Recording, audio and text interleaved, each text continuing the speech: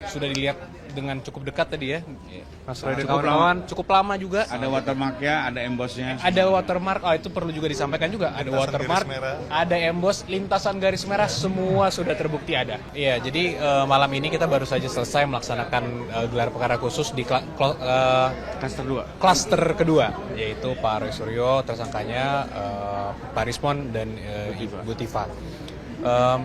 Total mungkin kalau dari pagi itu sudah hampir 12 jam berarti ya dibagi 2 sesi tadi. Ini sekarang 10 malam baru selesai tadi.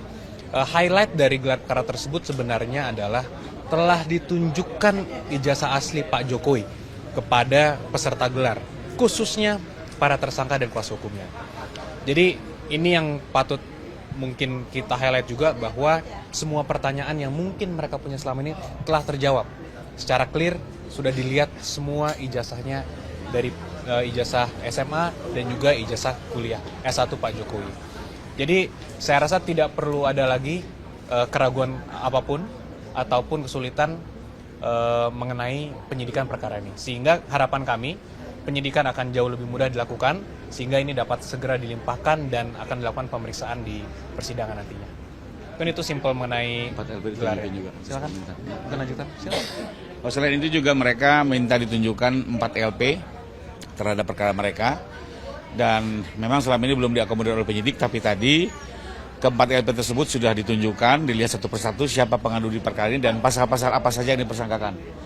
Sehingga yang tadinya seolah-olah pasal-pasal ini dibuat oleh penyidik sudah terbantahkan bahwa memang ini dilaporkan oleh para pelapor, dengan catatan bahwa ini masih dalam penyidikan, silakan dicari alat buktinya. Kalau memang ada maka dikuatkan, tapi kalau tidak ada tentu pasal itu di drop, dan sampai hari ini memang semua pasal itu tetap menjadi persangkaan. Artinya didukung oleh alat bukti yang cukup.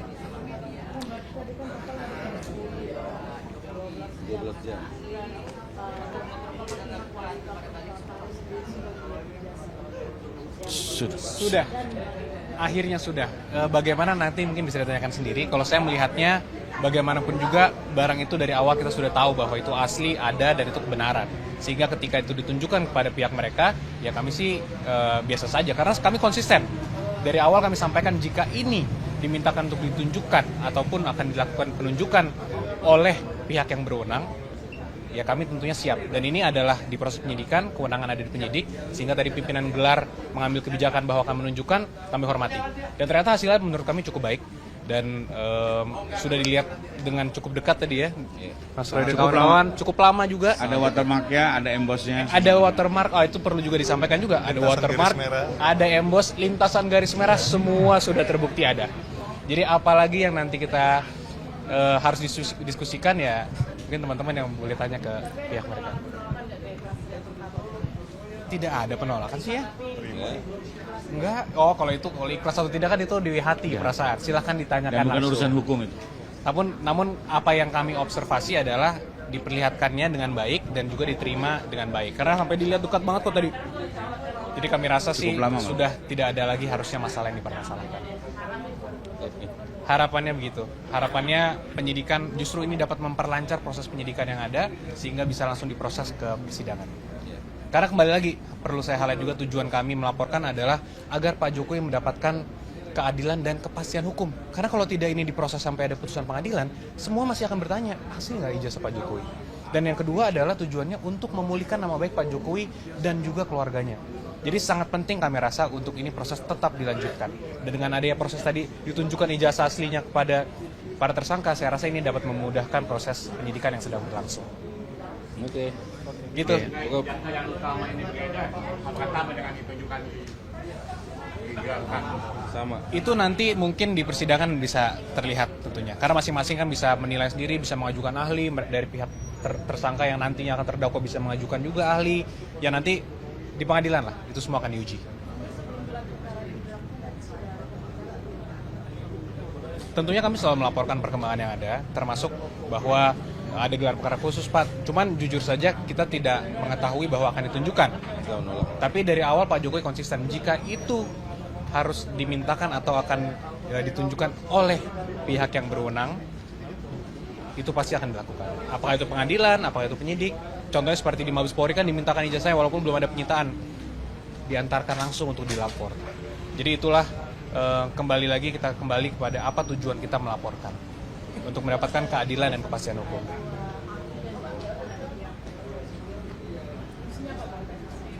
Tadi sih hanya ada 3 ahli ya yang diajukan mereka itu untuk hanya pemaparan mengenai perkaranya yang nantinya kami juga sudah sampaikan lebih baik nanti diperiksanya di BAP saja sehingga itu bisa masuk ke berkas perkara kan itu hak para tersangka.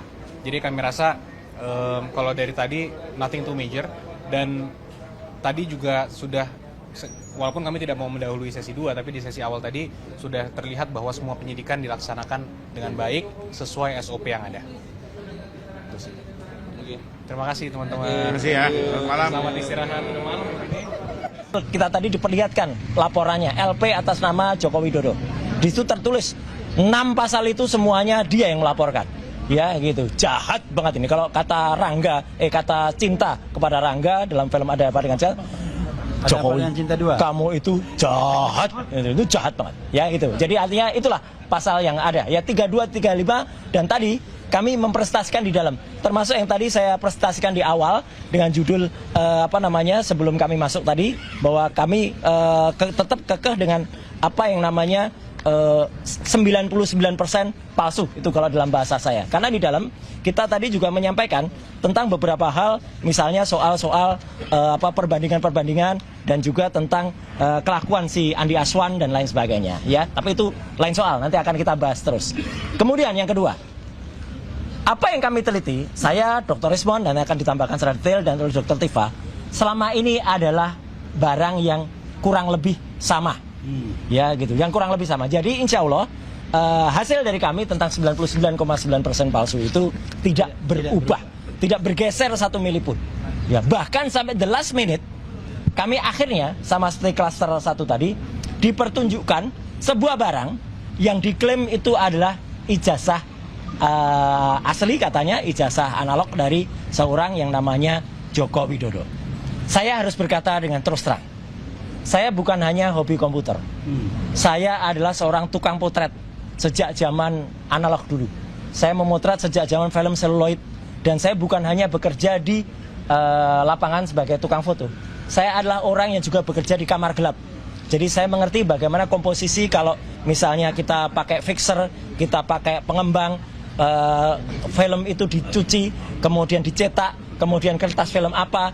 Dan untuk pas foto yang tertempel di barang yang disebut ijazah itu, saya dengan lantang dan tegas mengatakan saya sangat ragu bahwa itu usia sudah lebih dari 40 tahun. Terlalu tajam, terlalu baru barang itu sebagai sebuah foto yang dicetak dengan kertas foto di tahun 80-an. Ya, karena kertas foto di tahun 80 itu ada usianya. Bahkan ijazah Dr. Rismon sendiri yang usianya baru sekitar 20 tahunan kira-kira, 23 tahun, itu pun sudah mulai berburam. Ya, ini masih sangat tegas dan jelas. Ya, tidak seperti. Kemudian khusus untuk detail itu, alhamdulillahnya kami meskipun diminta untuk melihat, kami tetap tidak boleh memegang. Ya, kami tidak boleh merasakan. Padahal dia bilang, saya satu lawyernya, saya sudah merasakan itu. Kami tidak boleh megang, bahkan mengintip saja. Untuk melihat ketebalan kertasnya saja tidak boleh. Ya, padahal itu penting sekali. Apalagi memotret. Apalagi memotret, karena kami dalam. Dan tetap ada satu pertanyaan besar. Karena dalam yang disebut-sebut sebagai ijazah itu, ada sebuah goresan di sebelah kiri, ada sebuah garis, yang itu menurut saya tidak lazim untuk sebuah ijazah. Itu mungkin hasil dari pre-printing atau printing baru. Ya, kemudian ada lagi ciri-ciri yang kemudian kami pertanyakan, dan Dr. Rismon akan menambahkan. Logo Universitas Gadjah Mada yang tercetak, sepanjang yang saya tahu, warnanya meleset, tidak seperti itu. Warna logo UGM yang bagus itu emas. Ya. Dan kalau sudah lebih dari 10 tahun atau 20 tahun, itu akan dalam bahasa Jawa, ini istilahnya silahkan dikutip, bleber. Ya, bleber itu apa? Kemudian pecah, mengembang. Karena tinta dulu tidak sebaik tinta sekarang. Ini tidak ada blebernya sama sekali. Jadi kayak di print dengan kualitas tinta baru yang kemudian tuh clear banget. Kemudian boleh kalau dikatakan, tapi kan ada tipis, ada watermark. Iya, tapi tipis sekali. Watermarknya tidak seperti watermark yang biasa ada di ijazah UGM. Embossnya juga tidak. Saya mau memegang embossnya nggak boleh. Padahal kalau emboss yang kita pegang, kita akan bisa tahu itu emboss beneran atau citra. atau gambar seolah-olah emboss. Kan banyak itu. Tegel-tegel sekarang banyak yang di print seolah-olah emboss, tapi tidak kan. Nah, kemudian nanti mungkin Dr. Resmond yang akan menerangkan kalau ada keanehan juga. Karena dalam ijazah itu juga kan ada dua tipe pencetakan. Logo dulu baru tulisan, atau tulisan dulu baru logo.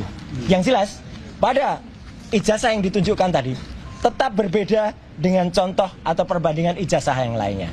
Yang lainnya di sini adalah tulisan dulu baru logo.